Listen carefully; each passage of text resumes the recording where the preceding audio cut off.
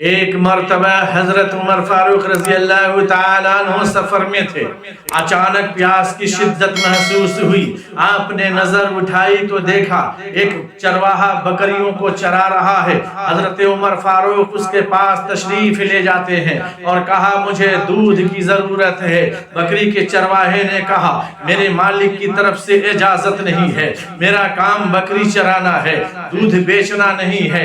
حضرت عمر فاروق اور قریب جاتے ہیں اور کہتے ہیں کہ سنو اب ہم آزمائش کی نیت کر لیتے ہیں، اور انہوں نے کہا کہ سنو ایک بکری تم مجھ سے بیچ دو، اچھی خاصی رقم تمہاری جیب میں آ جائے گی، تم بالکل اچھے خاصے پیسے والے ہو جاؤ گے، اور میں بکری کو ذبح کروں گا اور پھر اس گوشت کو میں کھاؤں گا۔ اتنا سننا تھا۔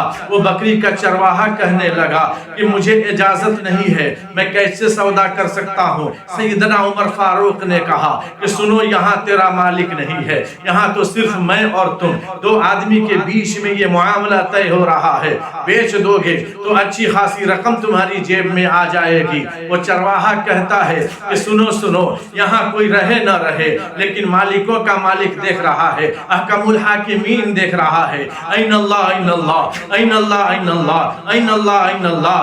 آخر اللہ کہاں چلا گیا؟ اللہ کہاں چلا گیا؟ اللہ کہاں چلا گیا؟ وہ تو اللہ دیکھ رہا ہے، میرے اور تمہارے بیچ میں یہ سودا غلط ہو رہا ہے۔